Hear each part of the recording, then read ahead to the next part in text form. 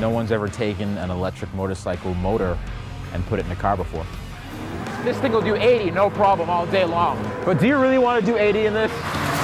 Am I scared driving it? Yeah, you just never know what's gonna happen.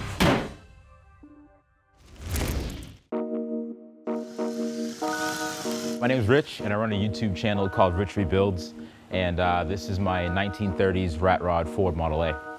If I can describe it in 3 words, I'd say it's a work of art. I mean, just look at it. It's beautiful. It's about 11 feet long, about 5 feet wide. It weighs about, I would say, between 12 and like 1,300 pounds or so. And what powers this thing, the heart of it, is a electric motor out of an electric motorcycle that got wrecked. And I figured as much, you know what? Why not throw it in a rat rod and see what it could do? So right here we have the motor itself. I had a custom-made transmission adapter. This is the actual battery pack itself. It looks like a computer case. Everyone gets super confused over it. This is actually a transmission out of an old 60s Chevy. It's a 3-speed manual. That's how it gets up to speed so fast. Because it's a multi-gear transmission, it accelerates pretty quickly for that small baby motor.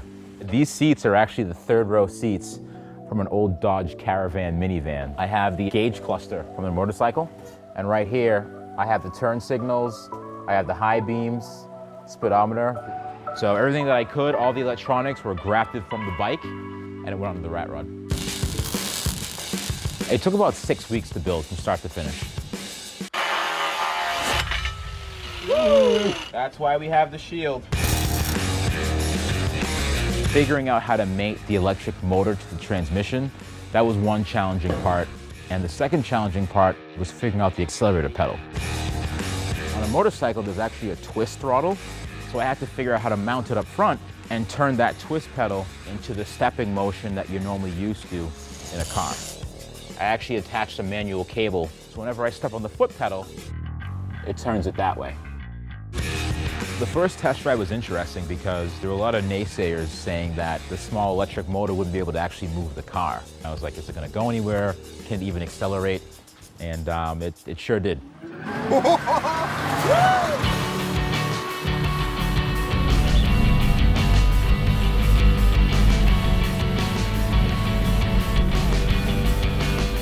The acceleration is surprisingly good. What I do is I put it in 1st gear, and I just jam the accelerator pedal, and it actually goes really, really well. The transmission allows me to work with a much smaller motor, so the torque hit is pretty instant. Oh.